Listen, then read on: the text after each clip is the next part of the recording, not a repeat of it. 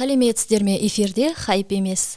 Бүгін бізде қонақта белгілі асаба, көпшілікке танымал, қазір шоу бизнесте өзіндік орны бар, экс-КВН ойыншысы деп айтсақ та болады, Бағдат Сарсекен. Рахмет. Қош келдік. Бағдат, біздің бағдарламаға хайп емес жобасына қош келдің. Қош көрдік. Уақытыңды арнайы бөліп біздің эфирге келгеніңе рахмет айтамыз. Сіздерге рахмет шақыртуларыңызға. Өзім қуанып қалдым. Ерекше бағдарлама екен. Енді осының алдында менің аға бауырларым келген. Соны шет жағасын көріп, бүгін енді сәті түсіп келіп жатырмыз. Жалпы сіз жолдасыңыз екеуіңіз өте Инстаграмда, әлеуметтік желіде танымал, өзіндік аудиторияларыңыз бар. Әйтеуір сіздердің лайфстиль өмірлеріңізді бақылап отыратын хейтерлеріңіз бар деген сияқты. Шүкір. Сіздер жалпы өмірлеріңізді жоспарлағанды жақсы көретін секілдісіздер, иә? Бірінші үй аламыз, содан кейін біз қыдырамыз, балдарымызды өсіреміз, ата-анамызға сыйлық жасаймыз деген секілді. Осының бәріне қалай қол жеткізіп жүрсіңдер? Енді әуел алла, жалпы мен өзім 94-ші жылғымын. Енді бір таныса, бір танымай жатар. Махамбет ауданы, Ақжайық Сегенші ауылдың баласымын. Енді өзім 9 бітіріп осы қалаға келгем. Негізгі оқыған мамандығым ағылшын переводчик. Жолдасым параллель группалас. Ол ағылшын пәнінің мұғалімі, орыс тіл факультетінде. Содан енді екеуміз ерте үйлендік, 16 жасымызда үйленіп, үйлі болып, осы қалада біраз үйлер жалдап жүрдік. Содан кейін енді, Құдайға шүкір, баламның алды енді биыл 13-ке келіп жатыр, қызым 12-ке келіп жатыр. Сол енді екеуміз баяғыдан арманымыз еді. Талай үй жалдап жүргенде, маршрутпен жүрген уақытта, осындай машинамыз болса, осындай үйіміз болса, ата-анамызды қуантсақ. Сол енді Құдайға шүкір, рет-ретімен арманымыз орындалып келе жатыр. Қазір енді 2 ұл, 2 қыздың анасымыз, ата-анасымыз. Әйелім енді ұлаға тұстас, мұғалім. Менің екінші мамандығым негізі тарих, филолог, мұғалім еді. Онымен бірақ енді қазір той саласындамыз. Той саласы демекші, қазір үне көп, асаба көп қой, сол той саласында жүрген. Бірақ соның ішінен де енді ерекшелену, өзіндік жолды салу мүмкін емес. Енді кейбіреулердің ғана қолы жеткен бақ деп қарасақ та болады. Өзің жалпы осы асабалықта біреуге еліктедің бе? Осы жолға қалай келдің? Сол туралы айтып өтсең. Жалпы енді сол Қадірет Тойбай атындағы гуманитарлық колледжде оқып жүргенде, жалпы оның алдында ауылдан бала күнінен Махамбет оқулары, Шәкәрім оқулары, Абай оқулары мен Мұқағали оқулары мен өте қатты енді әдебиеттің апайлары дайындай. Белсендедім. Сосын мектепте өзім жастардың президенті болдым. Өзімнің мектепте кабинетім болды. Ауданда қандай олимпиада болады, соған мен кететінім.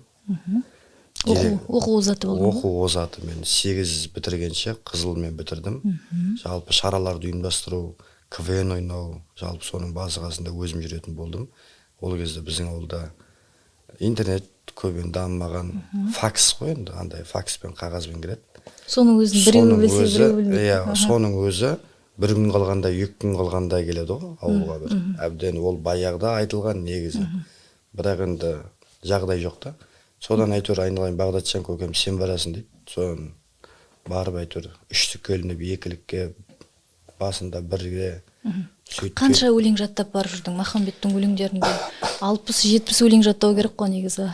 Мен енді Астанаға дейін де бардым. Жалпы енді 80 Абай оқуларынан 110 өлеңін жаттаған кездерім болды. Ол кезде памятім мықты еді мен. 2 күнде, 3 күнде жаттайтыным. Мен өзім енді әжең баласымын, кемпірдің тәрбиесінде болдым. Таңда 5-те тұрғызып алады. Свежий баспен сол кезде 3-4 рет оққанда бір өлеңді уже ойымда тұратын еді. Бірақ содан көз тиді ме, қазір память жоқ. Содан енді қалаға келдік, КВН ойнадық. КВН ойнап жүрдік 2009-2010-дарда Алматыға барып Әзімхан лигасында болдық. Қазіргі назар аудар, ол кезде ерекше жандар деген аттар басқа еді. Ол кезде бізде Қырғызстанның командалары болды. қазір хит болып жатқан Пеш киносында Еділ деген жігіт кезінде бәріміз бір лигада ойнадық. Иә. Содан енді Атырауға, Алматыға барамыз, Ыстықкөлге де бардық, Қырғызстанға. Содан сөйтіп жүріп, в общем, тойға желаниеміз ашылады. Қатты бір дайындалам, жалпы 6-7 ай бәрін қойып дайындалам. Колледжде де сол жаңа жастардың несі болдым, басшысы болдым. Түгел тазалық керек па, КВН керек па, бәрі менің мойнымда болды. Содан енді сөйтіп өзімізді апарып жүрген апайымыздың үйінде қуанышын басқардық. Сөйтіп 1 жыл бойы үйдің ішінде жүрдік қой. Жаңа блокнот ашасың, Іренбас, Қоныстой, жұмыскер 60 жас, ол кезде бәрі үйдің ішінде болатын болды. Содан сөйтіп аузымыз көкке тиіп, жаты үйдің ішінде болған той күшті болады да, бәрі көз алдында ысыласын, жаңағы Мұқағалидың өлеңдері, Мұхтар Шахановтың өлеңдері, не жалпы қандай багажың бар, соның бәрін бетіңе қарап отырған халық. Сол жерден ысылып ресторанға шықтық. Өлеңдердің бәрін ойдан шығарасың. Ойдан шығаратын кездер болады, кейде құрылып тұрған не болады, әртүрлі енді. Қандай ситуация болады. Дәптер ашып кәдімгідей дайындалып. Ойбай, дәптер, блокнотмен де дайындық қатты болды. Айнаның алдында аузыма жаңғақ салып алып, карандаш салып алып өз-өзімен аурудан болса отыратын, таң ұйықтамай, сабаққа да бір есе барып, бір есе бармай, бала шағаны асырау керек. Ол кезде несте жиналатын ақша жоқ. Содан сөйтіп Алланың бір ниетке қарай, ол кезде енді асабалар өте қатты, конкуренция мықты болды негізі сол кезде. Үлкен ағаларымыз бірінен бір өткен болды. Қазір де мықты, бірақ енді қазір санаулы сияқты елдің алдында. Бірақ ел мықты көп жалпы. 200-дің үстінде асаба бар ғой біздің Атырауда. Бірақ білмеймін енді халық бір 10-15 шақты тамадын айтады. Бірақ енді мықтылар жан жақта жетеді. Ауылдық жерлерде, районда өзімен де жақсы үлгі тұтатын ағаларым өте көп. Кімдерді атап өтсең? Кімдер дегенде жалпы енді әр асабаның өзінің бір күшті бір алатын жерлері бар. Мысалы, Нұрғали деген ағам бар. Оның сөйлеуі, кітап. Нұрғали күні кешегі анау Инстаграмда машинасымен батып қалған. Жоқ, ол жоғалып кеткен менің құрдасым ғой. Нұрғали деген үлкен ағамыз бар. Кәдімгі асабалардың асабасы. Ол кісі сөйлегенде, ол кісі бір адамды сипаттағанда, бір адам туралы әңгіме айтқанда ана кісіні танымай қаласың. Күнде көріп жүрген адамды. Нұрғали деген ағамыз өте сауатты, білімді, жан жақты, сондай қызыл қоғаның жігіті. Соның мысалы сөйлеу манерасы, тіл байлығы, одан кейін Мақсұт Ислат деген ағамыз бар. Оның характері, жалпы адамды зерттегенде, одан кейін енді әр бағыт әртүрлі ғой. Сосын Шалқарбай Ізбасаров деген бар, өздеріңіз білетін облыстың бас ақыны. Оның да алатын жерлері өте көп. Жалпы әр асабаның өзіндік алатын ерекшеліктері бар. Әркім әрқалай бағытта. Біреу серьезно тамады, біреуі өзің қандай тамадысың? Орта? Мен енді ортаға қараймын жалпы. Енді серьезно болатын жерде серьезно боламыз. Ал жастар көп, ойбай, мына тойды тек алып кету керек десе, барымызша. Анау біреудің мінін айтып, я толықтығына тағы бір Құдай сақтасын. жеріне қарап, тамадалар сөз етіп әңгіме қылып, әзілге қосып жатады ғой, аталарды, әжелерді. Сондай моменттер болады ма, мысалы? Ол кісі ренжіп қалған деген сияқты. Той біткеннен кейін ренішін айтып, не болмаса сол жерде. Андай реніштер болады, жоқ, ондай біреудің арына, тиетіндей, намысына, ондай артып кеткен кез болған жоқ. Андай кездер болады, жаңа менің немерем өлең айтады.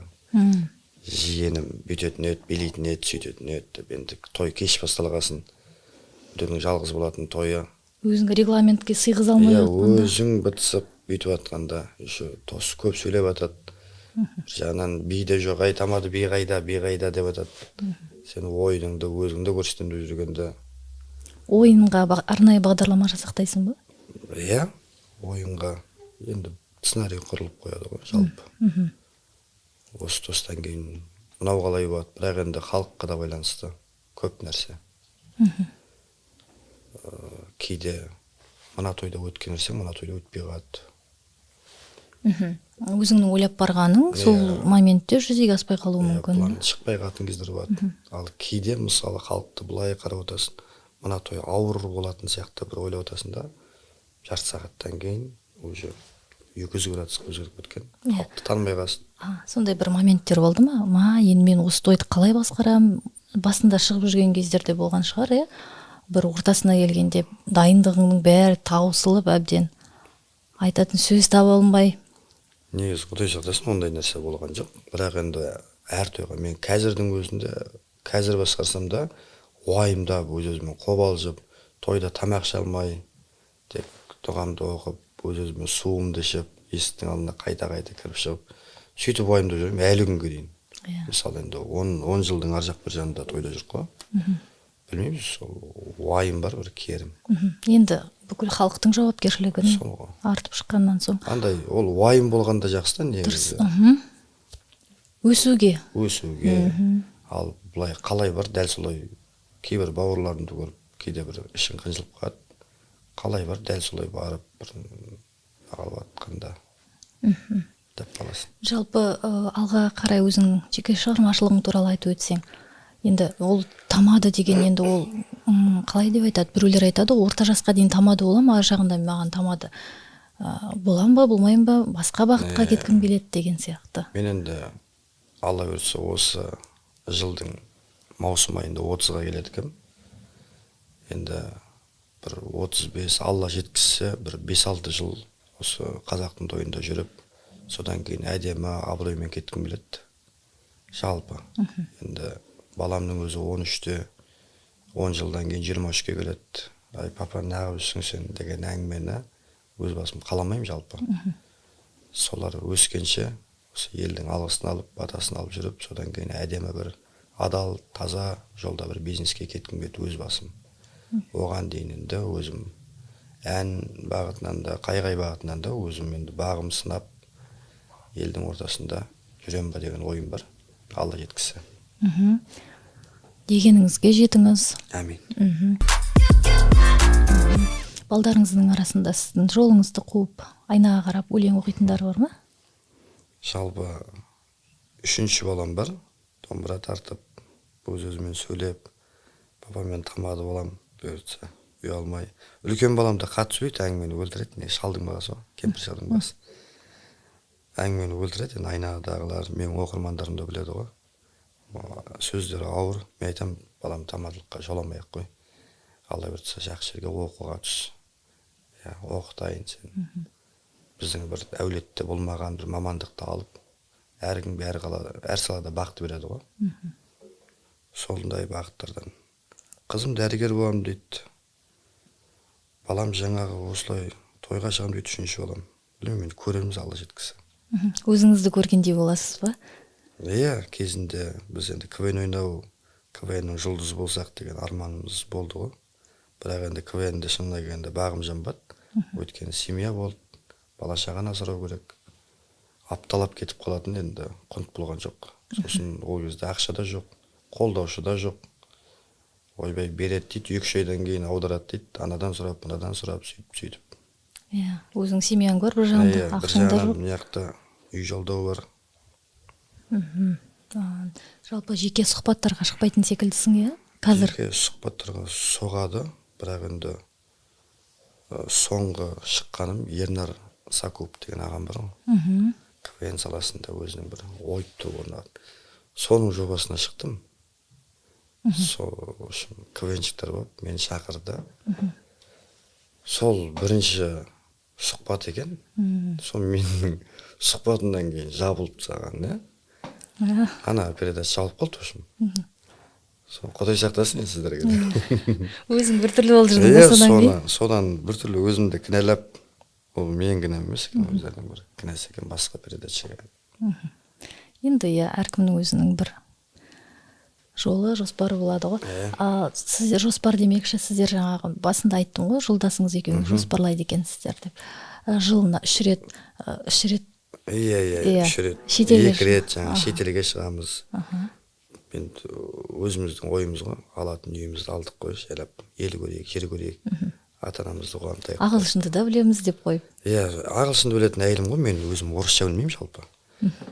Орысша кезінде ауылда Шолақта болдық. Орыс тілі мұғалімі болған жоқ, енді несін жасырайық. Жаңа упр бір деп жаңа дышыдан беретін апай, аннан беретін, математикадан беретін апайлар сөйтіп оқытты. Берегіректе білдік қой, упражнение екен. Бұрын упр деп келдің. Иә, упр деп білдік қой. Қанша елді араладыңыздар? 8-9-дай мемлекетке барғанбыз. Жалпы сіздің шығармашылығыңызды жолдасыңыз қолдайды, үнемі инстаграмдағы пікірлерді қарап, ол да жазып өзі. Қазір өзі де блогер болып кетті, иә? Өзі де шағын блогер, әйелдер, қыз келіншектердің өзінің бір аудиториясы бар. Әбеттен кейін мынаны жазады, оның жоспары бар. Мысалы, ол жазады, түнде жазып жатады, жаңағыда мен бүйтем, ертең сөйтем. Контент план жасап. Ертең анда барам, мында барам деп. Жоспарламайсың өзің да? Мен енді ондай аса қатты жоспар жоқ. Сол әйелім шеркешті просто. Шеркештігінен? Мен сіңілім болды ғой деп қояйын. Мен өзім берішпін. Дұрыс. Жалпы үнемі ол кезде қолдау жоқ деп баста 16 жас кезіңде еске түсірдің, иә? Ал қазіргі қолдаушың кім? Қолдаушы әрине бір алла, бірақ адамдардан бір демеушілер болады ма? Адамдардан. Енді немесе мұңайған бір сәттер болады, сәтсіздіктер, сондай кезде кіммен ақылдасып отырасың? Мен жаңа қолдаушы дегеннен шығып жатыр ғой, жалпы тойға бастап келген уақытта асабаларды көргім келді. Атырауда тойға бармағанбыз, Атыраудың тойын көрмегенбіз. Бірақ асабаларға барғам, өздеріңіз жақсы білетін, ел білетін, қолымды алмаған асабалар да болды. Телефонымды көтермек былай тұрсын, қолымды алмаған, есік ән тұр, бауырым шығып кетші деп. Құшқан ағаларым да болды енді, қазір сол ағалармен бәрімен де жақсымыз ғой. Енді ол ағаларымыздың сол кезде бір болады ғой, енді бір настроениясы. Енді олардың солай етуі дұрыс шығар, себебі сен осы деңгейге жету үшін, иә? Ол сөйткенде жақсы болды негізі. Бәрі енді ағалап, інілеп сені, сенікі дұрыс. Ойбай десе, ол өспей қалатын бек мысалы. Өшіп қалатын бек. Құдайға шүкір, сол ағаларымызға енді алдымызға мақсат қойып, мен осы ағам сияқты болам, бүйтем, сөйтем деп. Сол ағаларым мен қолымды алады бұйыртса деп, сөйтіп армандап. Ал кемшіліктеріңді, міне сен мына жерде кемшілігің кетті, қате бастың, қате болды дегенді жолдасыңыз айтады ма сонда қасыңызда көбіне? Жолдасым да айтады. Жолдасым ғой, енді көп ақылдасатын. Жаңа сұрағыңызға жауап бере кетейін. Қазіргі қолдаушыларымыз, енді ағаларымыз бар ғой. Бірақ енді өзім кіндіктің жалғыз болғасын, өзім жалғыз болғасын, әкеммен ақылдасам. Мен енді өзім әкем жас, әкем 72-ші жылғы, анам 75-ші жылғы ғой. Әкеммен досым сияқты, құрдасым сияқты сөйлесеміз. Папа бүйтсем қалай болады? Ол да өзінің ойын айтады. Мынауың артықтау болар. Жолдасым айтып отырады. Осылай деп. Сосын айнада енді бауырларым бар, ақылдасатын. Кәдімгі өзімнің тойға қатысы жоқ балалармен ақылдасқан үшін негізі. Аларға таңсық болады да. Сырттың адамды. Сырттың халық ретінде. Халық етсе халық етпейді дейді ғой. Бар енді ақылдасатын жандар. Бірақ енді қолдаушы сол әке-шешем ғой. Әке-шешеңіз, ата-анаңыз бәріңіз бірге тұрасыздар, иә? Бәріміз бірге тұрамыз. Ал жұбайыңыз екеуіңіздің араңызда реніш деген сияқты кешірім сұрау деген моменттер болып тұрады ма? Енді үй болғасын. Ойбай, үй болғасын. Бәрінің үйінде бір айқай-шу ғой. Оны айтқан себебім инстаграмда көбінесе сіз салған сияқтысыз, иә? Соңғы кезде термомикстің жырын айтып. Термомикс қатты хит болып кетті. Сосын ол арнайы ұйымдастырылған термомикс ба, әлде қалай болды? Жоқ, в общем, қалай бар, дәл солай айтайын. 6-7-сі Астанада корпоратив өткіздім де. содан қонақтар бар, қалаға эстрада жұлдыздары келген, солармен түнде қонақтап жай жатқанбыз. 3:30-4-ке таман тұрамын ғой. Ұйқыдан тұрсам машина жоқ, естамды бәрі айдап кеткен. Содан өзімнің туған бөлем бар, бөлеге соғам ғой. 2 әжеге, өзімнің әжеме, жаңа Айкөшімнің әжесіне, шешеме, енеме, общем, сыйлықтар алып қайтайық деп, қыздарыма деп. Соны сөйтіп шықтық. Соны 2 әжеге көйлегімді алып алдым. Анам мен енеме алтынды алып алдым. Содан общем қыздарыма подарок алдым. Соны әйелімен не алам деп сөйтіп тұрғанда Бағдат көк соғады ғой. Повар досым ғой енді. Соны ойымда ештеңе жоқ енді. Не істеп жатсың дейді. Кешке Қайрат Нұртас келді, соған бірге болшыш деп шақырып отыр да. Соны подарок алып отырмын, кешке той ғой, менде анау мынау деп. Енеме алдым, анама алдым деп. Соны не алуға болады деп әңгімеден әңгіме шығып кетті. Сен енді анаусы ғой, мынаусы екеуміз бірімізбен қатты ойнаймыз да. Енді мына айфонның потологы енді 15 Pro Max болса, кухняда потологы енді жаңа термомикс қой дейді да. Соның бағасы қанша десем, 940 мың теңге дей ма, 935 мың теңге дей ма, бірдеңе дейді. Сон бірақ не бар деді жаңа, Каспийға рассрочка бар деді да. Сон ойымды ішсеңіз, телефон басып тұрмын, содан былай қарайым, алтындары бар енді, бүкіл енді сыйлықтары бар жалпы. Сон бір апада бар деді, бір Бақтыгүл деген апада бар деді, нөмірін лақтырып жіберді. Сон Бақтыгүлге соғам ғой, саламатсыз ба, мерекеңіз құтты болсын. Мен Бағдат деген асабам, Бағдат көктен алып. Ойбай, сіздің оқырмаңыз ба, мен көрсек танимыз жалпы. Тойдан көріп анау мынау. В общем, термомикс бар ма деймін ғой. Термомикс біз әбетті жауып тастадық, бірі де бүгіннен праздник болғасын.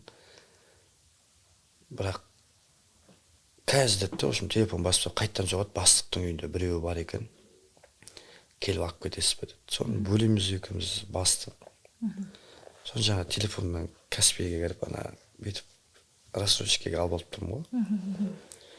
Соны не болса да ең қымбат сыйлық берейін деп. Соны, в общем, сөйтіп қуантайын деп. Соны, в общем, жаңа бірінші енеме апарып алтын берем, Айкөштің әжесіне, нағашы әже дейміз ғой. Соған киімін кигізем, үйге келем, әжеге киімін кигізем. В общем, бәрі күшті, бәрі мәз.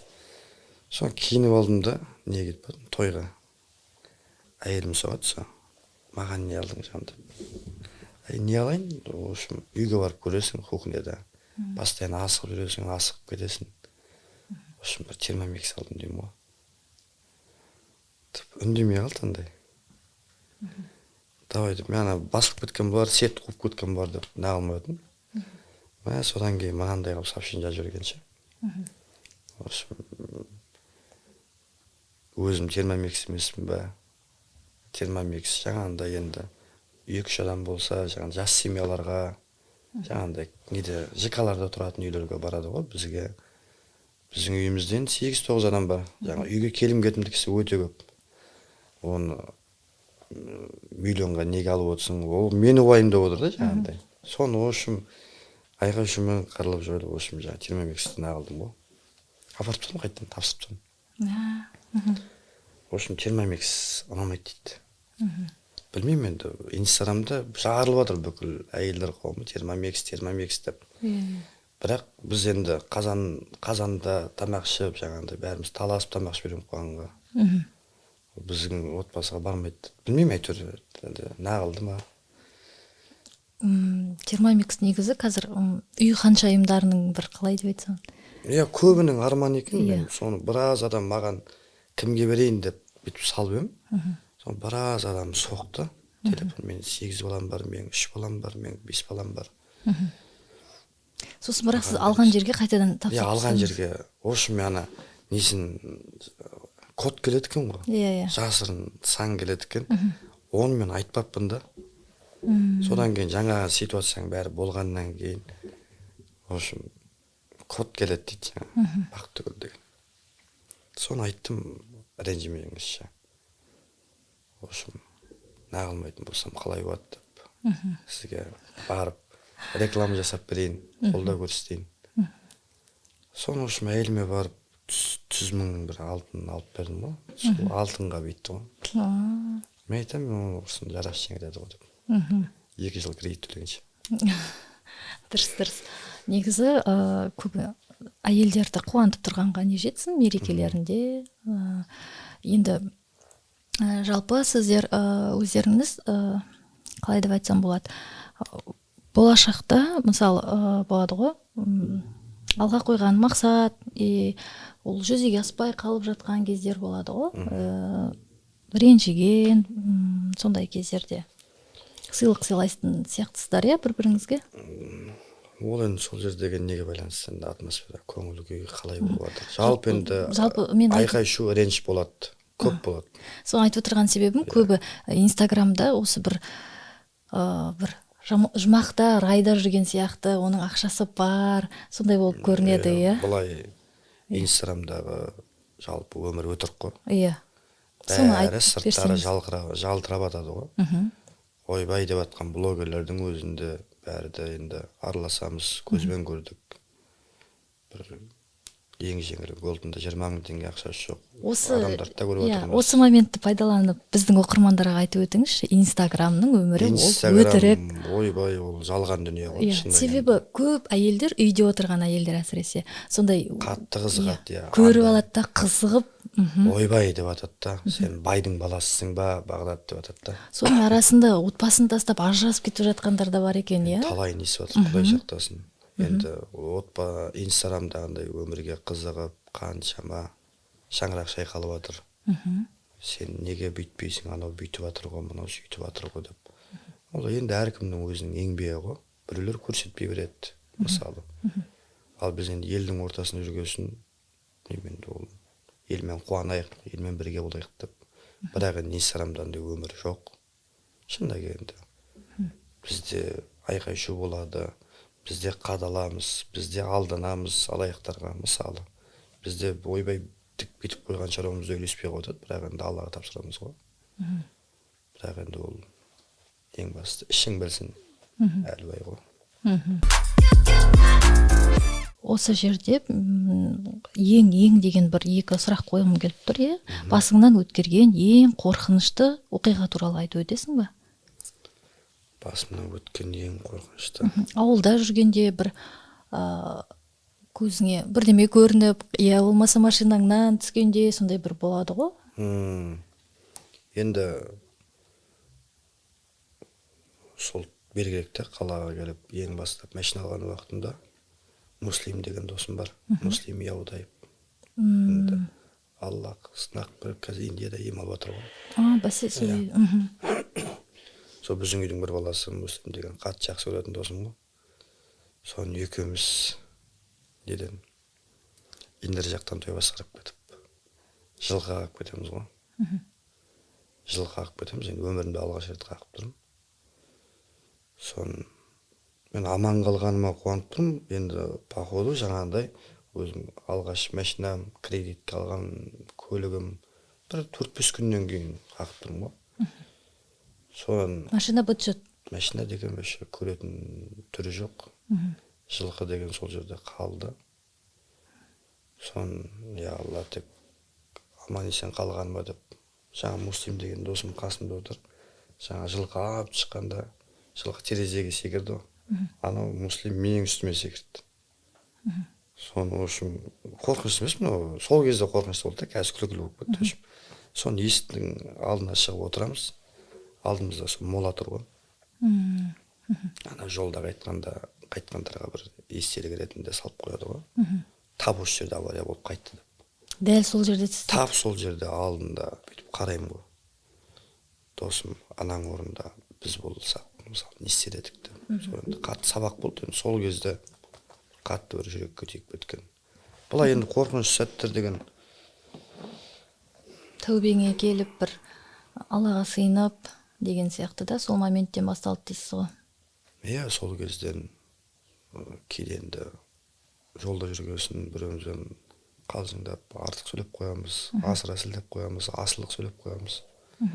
Сол енді қатты бір жүрекке тиген сәттердің бірі болды. Бұлай енді шыңғырып кеткен жандарды көріп қатты қорыққан кездер болды енді. Өз көзіңмен көріп, Иә, өз көзіммен көріп. Сол кезде. Ал ең бір қызықты оқиғаны айтып өтсеңіз. Біздің оқырмандар үшін қызықты болады. Мындай. Қызықты. Енді өте көп болады қызықты деген. Менде память енді. Кішкене памятім. Абайдың 110 өлеңін жаттап, сол Астанаға барып, атыраудың атынан любой бетті ашады. Бір жолын айтады, арқадай мен жалғастырып кететін едім. Содан білмеймін енді. Көз тиді ма, сөз тиді ма, памятім кішкене нашарлау. Кеше көрген кісімді ұмытып қалам ғой. Сіздің атыңызды ұмытып қалам. Кеше қай ресторанда басқарғанымды ұмытып қалам. Кеше той иесі бүгін тойда көріп қалып, ойбай Бағдат шамасын ба, ел мақтап жатыр сені деп жатады. Бәрі күшті болды. Енді кімсіз деп қалай сұрайсың? Көке, балаңыздың аты кім еді деймін жаңа. Балаң аты, Бауыржан ғой дейді. Жайлап біліп аласың да, сіздің той неде болған жоқ па, контент. Радемде болды ғой деп сөйтіп бір жобалатып. Ондай сәттер көп болады. 30 жасқа жетпей осындай. Не, соны білмеймін не екен. Жаңғақ же дейді, анау дейді, мынау дейді. Кітап оқып отқанның өзінде де кейде бір сәл бір пауз болып қалса, қай жерге келгенін ұмытып қаламын. Қайтадан оқи. Қайттан бастап. Түркияға барғанда бұл туралы қаралып, емделіп келген шығар. Соны берсе қолға алу керек еді. Жазылып кеттіңіз онда. Ештеңе ұмытпаңыздаршы. Мен жаңағыдай ұмытшақпын бір жерге келем ба? Мен әжем сондай да. Әжем ұмытшақ. Әжеңіз неше жаста? Әжем енді үлкен кіші 87-те.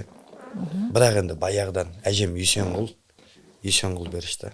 Өте ұмытшақ келеді негізі олар. Мен соларға көп күлген сияқтым. Андай астындағы атын Алтайыз деген ғой. Есенғұлдың бір шалы. Соны әжем айтады да соларға, мен әжемнің бауырларына қатты күлемін. Сендер андайсыңдар, мындайсыңдар деп.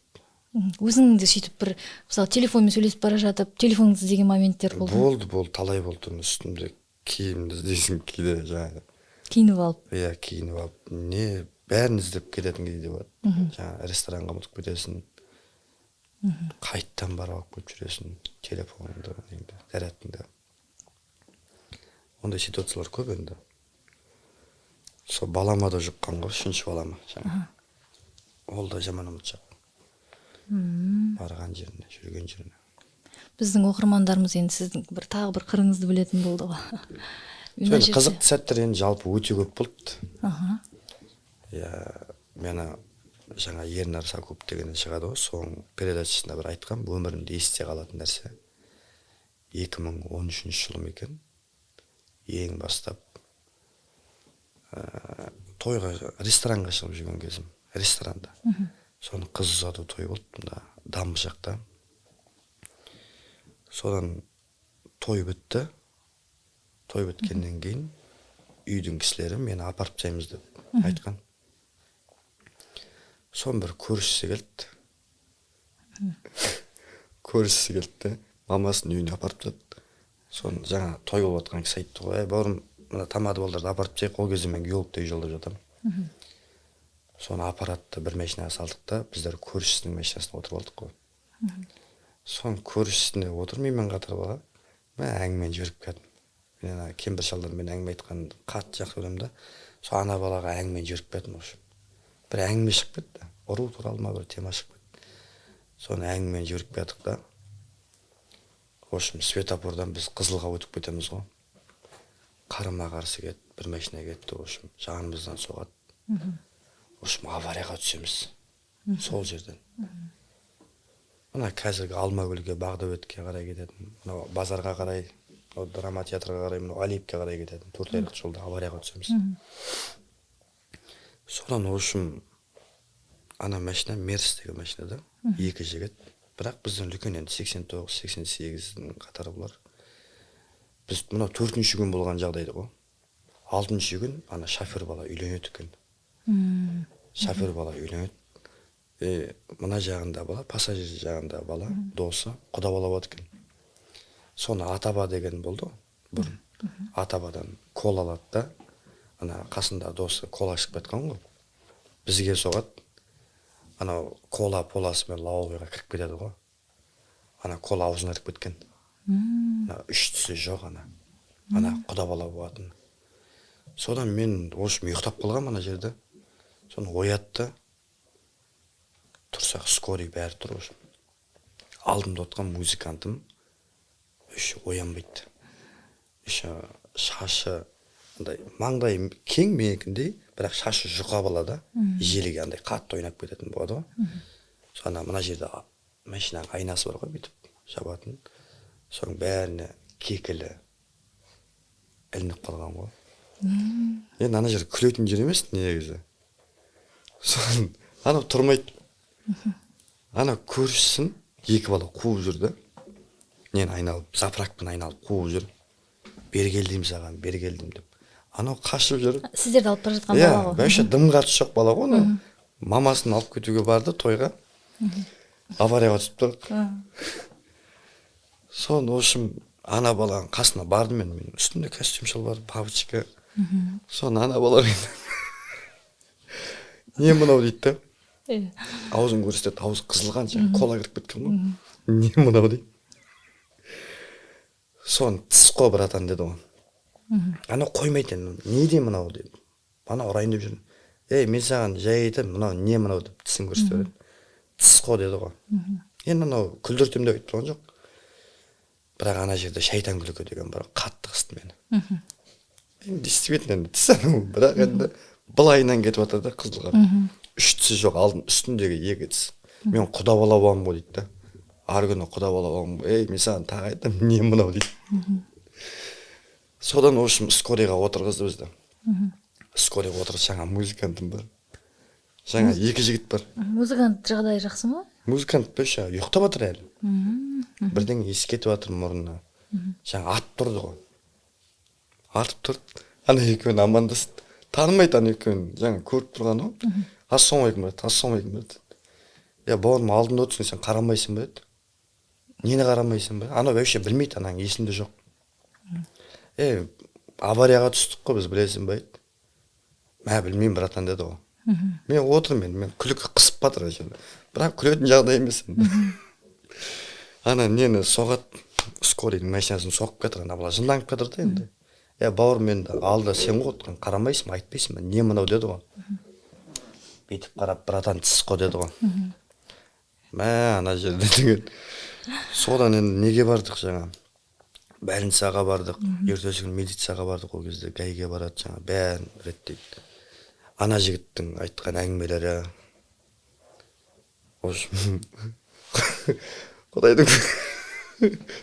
Құдайдың өзі кешсін енді, қатты. Күлетін нәрсе емес негізі. Сол кезде қатты күлген. 1.200.000 керіп кетті ана көрісі. 1.200.000. Сол кезде енді. Мамасын тойын алып кету керек. Апарып алып кетем деп неседі енді, ойында ештеңе жоқ қой. Жақсы апарып сен деп дамбыдан гелкі қарай кетқанда аварияға түсіп тұр қой. Енді тісін салдыңыздар. Тіс салдық. Ал той не болды? Тойдың да тамадысы болып кеткен жоқсыз ба сол күнде? Жоқ, соны басқа тойым болды. Болмаса сол күн басқарып. Сөйтем бай деп ойлағам, мен де көмектесем деп, бірақ тіс салып бердік, шүкір әйтеуір. Өте жақсы. Жақсы болған екен тіс салып. Бағдат, бағана сіз ұмытшақпын дедіңіз, енді сіздің логикаңызды бір тексеріп көрейік. Биіктігі 10 метрлік баспалдақтан денеңді көгертпей қалай секіруге болады? Биіктігі 10 метрлік баспалдақтан? Өзі 10 метр, содан денеңді көгертпей қалай жерге секіруге болады? Аяқпен секіресің басқа не? Аяқ көгеретін шығар бәрібір. 10 метрден төменге секіру. 10 метр төмен.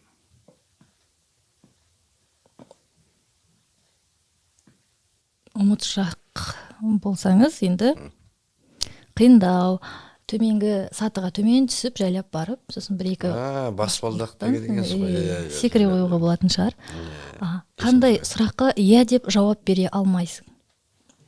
Қандай сұраққа жауап? Иә деген? Иә деп жауап бере алмайсың. Жоқ деп айта алмаймын негізі. Қарыз сұраса да, любой сұраққа негізі иә деймін. Көп уәде беріп қоямыз. Ақ көңілмін деп қоясың ғой, ұмытшақтығыңмен қоса. Қандай сұраққа иә деп жауап бере алмайсың дегенге, ұйықтап жатқанда ғана иә деп айта алмайды екенсің. Былайғы уақытта бәріне иә дейтін болсаң. Нені дайындағаныңмен жей алмайсың? Нені дайындағанмен? Жей алмайсың. Қазір Айко сол салада жүр.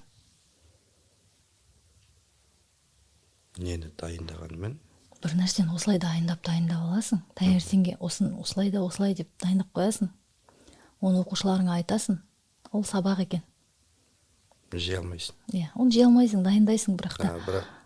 Мынау біздің осы хайп емес жобасының командасының дайындаған сұрақтары, өздерінің ойдан құрастырған. Сіздер ме дайындаған? Барлық тілде сөйлей алады, ол не? Барлық тілде. Өнер дейміз, өнерде емес. Барлық тілде. Жаңғырық. Дауыс жаңғырық. Любой тілде сөйлейді да. Біздің Бағдаттың логикасы да онша емес болмай шықты. Логика кішкене қателеу. Енді онда Бағдаттың өзі туралы сипаттаған бір оқиғаға кезек берейік. Көзілдіріксіз көре бересің ғой, Мынау бізде мынандай сұрақтар, сурет. Балға мен шеге. Мен былай осылай қойып бірінші қарап аласыз да? Сосын мынау бізде фотоға түсіріп тұр. Мейкап. Мынау галош. Маса. Айко екеуіңіз? Үйдегі мысыққа ұқсайды екен. Так. Қалай етеміз? Сізге көрсетіп тұрайын ба, әлде жаттап алдыңыз ба? Бірақ сіз ұмытшақсыз. Так, бұл шарты қандай деп едіңіз? Өзіңіздің өміріңізге байланыстырып, оқиға құрастыру керексіз. Суреттермен байланыстырып. Суреттермен.